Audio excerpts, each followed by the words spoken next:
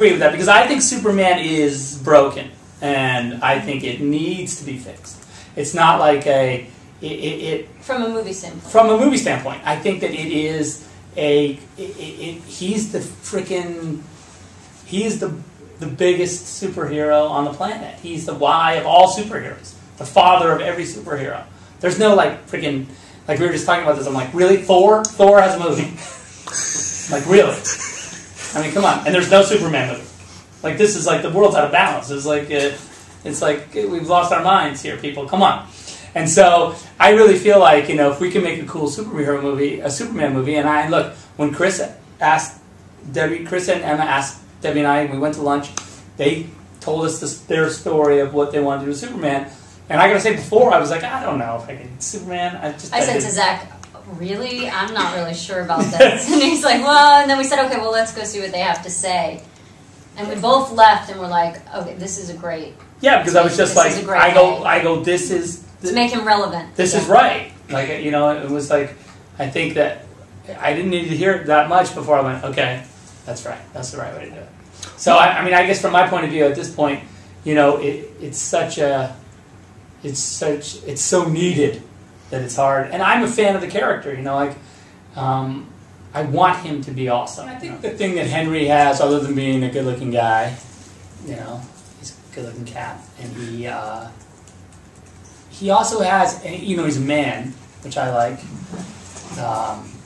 He also has this little teeny bit of, innocence, a little teeny bit of kindness to him, which I feel like is important for the character. Just enough where he's not soft, but he's definitely, you can imagine him being kind, I think that's a good quality.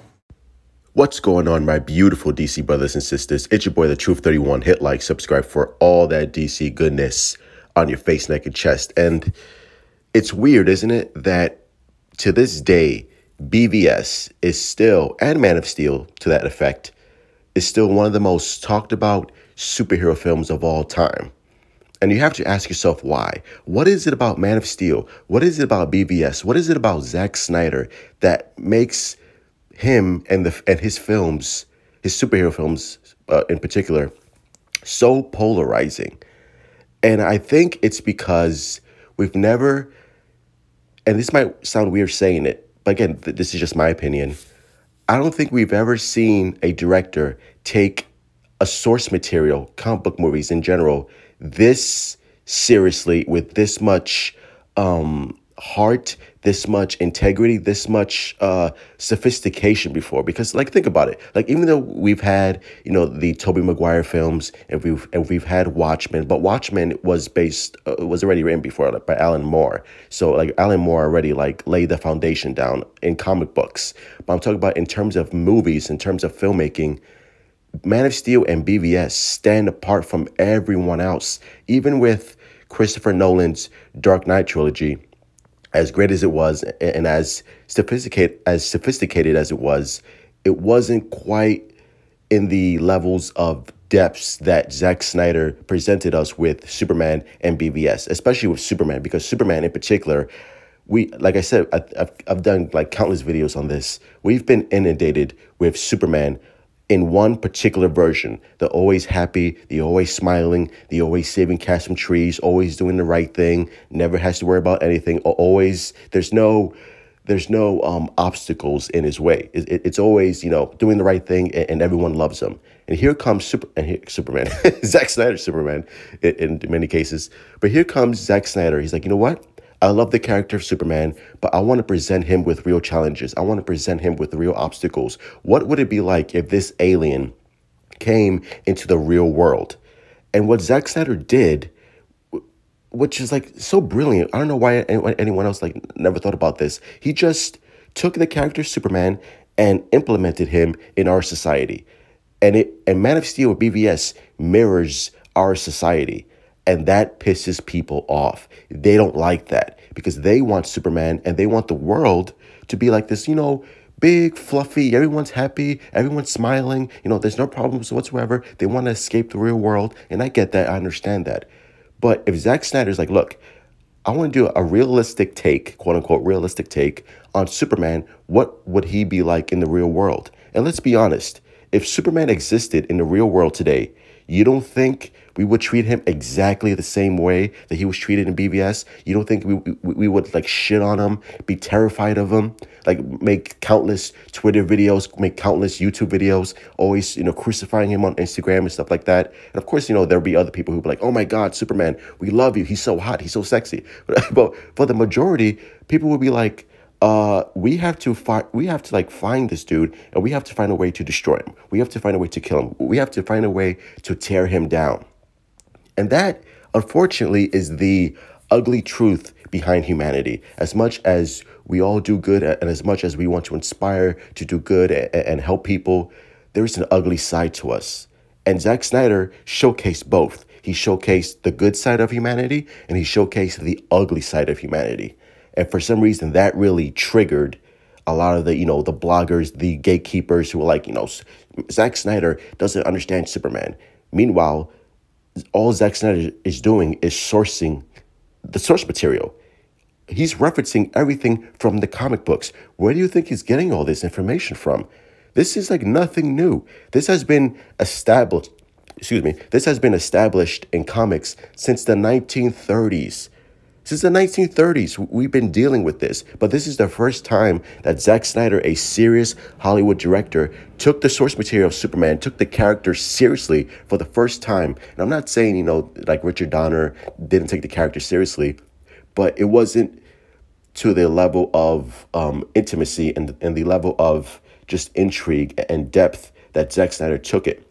Because as much as I love Superman 78, the Christopher Reeve film, it's a fantasy film, right? It's a wholesome family film. And Zack Snyder is like, okay, well, I want to take this film and I want to treat it seriously the way the graphic novels have treated comic books seriously since the birth of comics. And that's exactly what Zack Snyder did. He didn't change Superman. He put Superman in the real world. Everything about Superman is the same from the comics. So this criticism leveled at Zack Snyder saying he doesn't understand Superman, why Superman's so dark. No. Superman is not dark. The world around Superman is dark. He's the same. He's the same old, quote unquote Boy Scout since, comics. You just don't like the way Zack Snyder is mirroring our society back to you. You don't like that.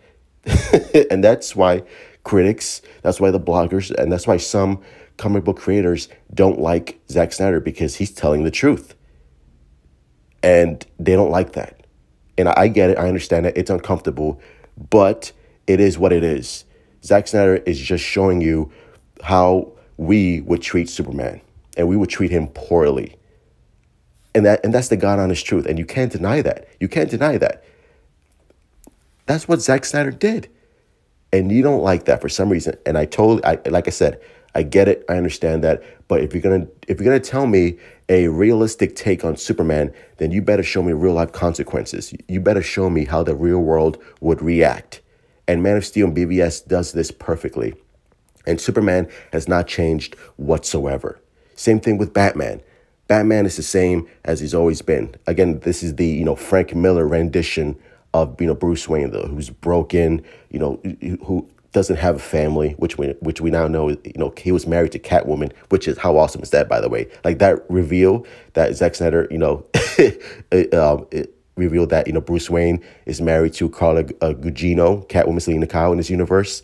I'm pretty sure we're gonna get to see her sometime, But Bruce Wayne in this universe is the Frank Miller Batman. And this goes back to this whole conversation of, Batman doesn't kill. Again, Zack Snyder doesn't understand Batman. Meanwhile, Batman has been killing in movies since like 1989. Since Tim Burton's Batman, he's been killing. But one of the things I love about Zack Snyder is, yes, his Batman kills, but he's the first director to actually acknowledge Batman killing and telling the audience, like, look, this is not good. This is not Batman. And the response from the audience is like, well, I can't really root for this Batman because he's turning to the dark side, so to speak. And I'm like, yeah, that's the point. Zack Snyder is telling you, the audience, hey, don't root for this Batman. He is going down a dangerous path. He is losing his way. And that's why by the end, with Superman's sacrifice, Batman realizes, what he's doing. And of course, the infamous Martha scene, which I love, by the way, it shows Batman is like, oh shit, like I've literally turned into Joe Chill or whoever killed him in this continuity. Like, I need to change. And he's changed. So the whole point of not rooting for Batman, yes, that's the point. You're not supposed to root for Batman. You're supposed to be fearful of him. You're supposed to be scared of him. You're supposed to be, conflicted about, Batman being, quote unquote evil and killing people. Like, you're not supposed to do this. You're Batman. And I'm like, yes, that's the point. That's what Zack Snyder was trying to display on screen. And some people got it, and some people still don't get it. But some people like me and others, they got it and they understand that. It's like, and that's why we love Zack Snyder, because I think it takes a couple of viewings to really understand what he's doing, because Batman v Superman and Man of Steel are very dense films with all the themes and the dialogue. You really have to pay attention to what Zack Snyder is trying to say within his films, and that's why critics and bloggers, Zack Snyder's message, it gets lost in a lot of ways. Like, I'm not saying that people are dumb, because people are not dumb. They just don't really pay attention to what it's saying, because BVS, like everything that people are upset about or don't understand about BVS, it's explained in the dialogue. Now, Zack Snyder doesn't, spoon feed you. It's like, hey, this is what it means. No, he wants you to think. He assumes, and rightfully so, that we're all smart people and that we can understand, complexity. We can understand, depth. We can understand all of this. So he assumes that, hey, my audience is going to get this. People are going to get this in general. You just need to, turn on your brain just a little bit, and fully invest yourself in this world and fully understand and fully pay attention to what Zack Snyder is trying to say. And once I did, because when I first saw BVS, I did not like it. I was just like, bro, like, this movie's garbage, especially coming off of Man of Steel, which a movie that I love. I love Man of Steel. But when I saw BVS the first time, I was like, yo, this is not for me. But then I saw it a couple more times, and then I saw the Ultimate Edition, and I fully grasped what Zack Snyder was trying to say. And there's so much hidden, like this, for example, there's so much hidden meanings, hidden symbolisms inside Zack Snyder's movies that it's fun to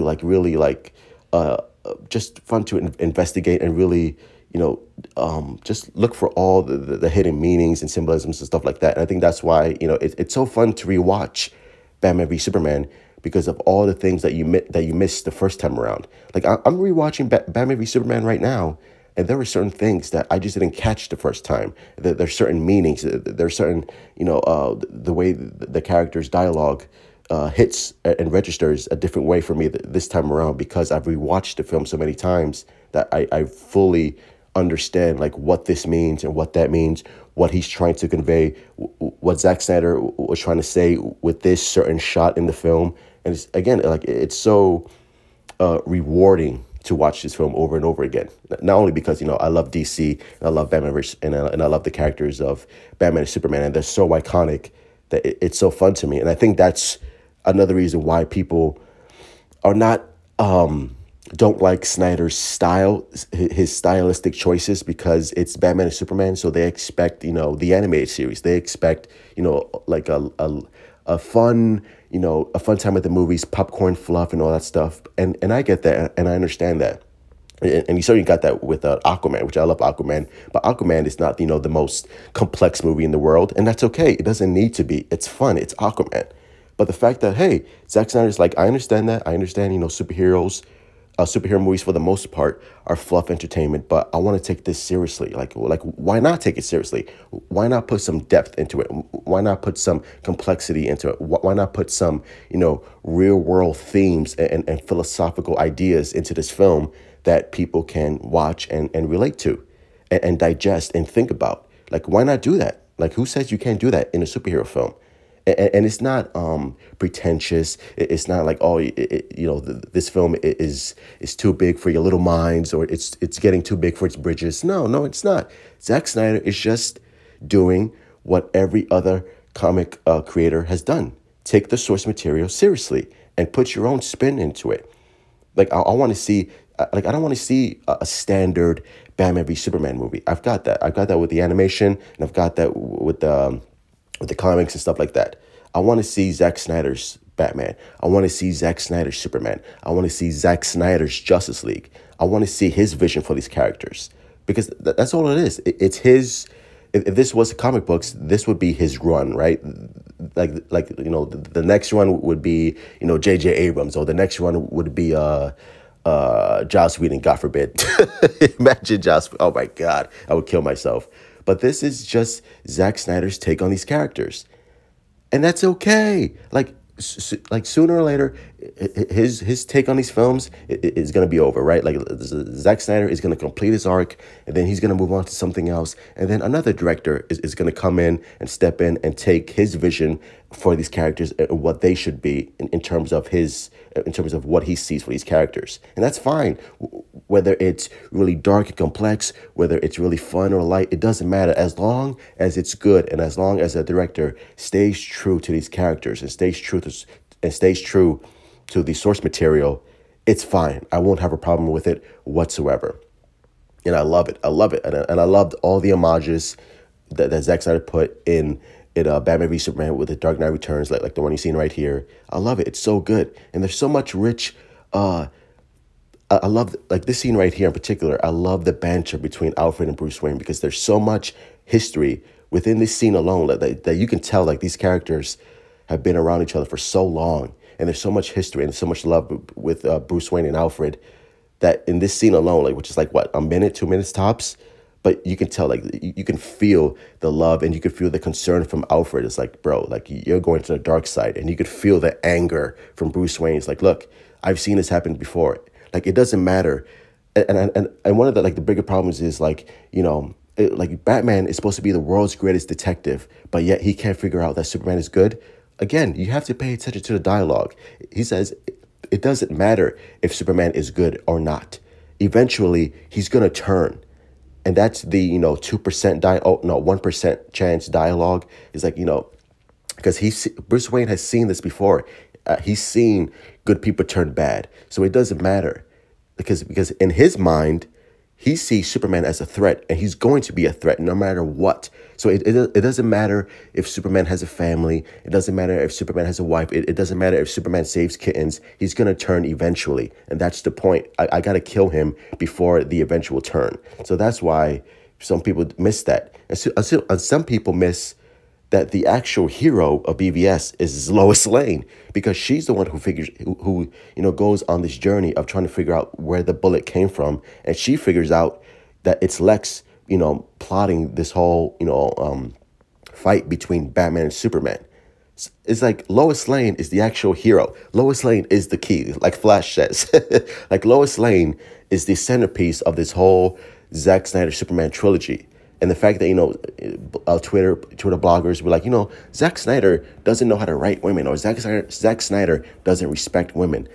He clearly does, because if you watch the film, Lois Lane is the hero. She figures it out before Batman does, before Superman does. Like, Superman and Batman are too busy, hating each other and trying to fight each other. And Lois Lane is actually being a good reporter and figuring out, okay, where did this bullet come from? Who's LexCorp? Like why is Lex Luthor doing this? And she figures it out, that it's Lex plotting all this shit. So she's the hero. She's the hero of this movie, which a lot of people dismiss, or a lot of people don't give credit to Zack Snyder for. But you should, because Lois Lane is actually the hero of this story, which is awesome, by the way, because I love Lois Lane. She's an iconic character just as much as Batman and Superman and the Justice League are. But yeah, it's just like, overall, listen, Zack Snyder is a polarizing director. Man of Steel and BVS are polarizing films, and Superman is Superman. He's the most Americana, the most American, the most iconic superhero of all time. I get that, I understand that, but you have to understand that sometimes directors have different interpretations, and if you don't like that interpretation, that's totally fine. But it's not wrong. It's not the director, hating the character. It's not the director, not understanding Superman. It's like, well, in a lot of cases, the director, the writer, for the most part, they do a lot of research, especially Zack Snyder, who loves the character. He loves this DC world. He loves this whole universe. You don't think Zack Snyder has done tons of amount of research on who Superman is, on who Batman is, of who Batman is? Like, you don't think Zack Snyder loves these characters? You don't think he understands these characters? Of course he does. He loves his whole universe. He's a nerd who loves this shit. If you read comic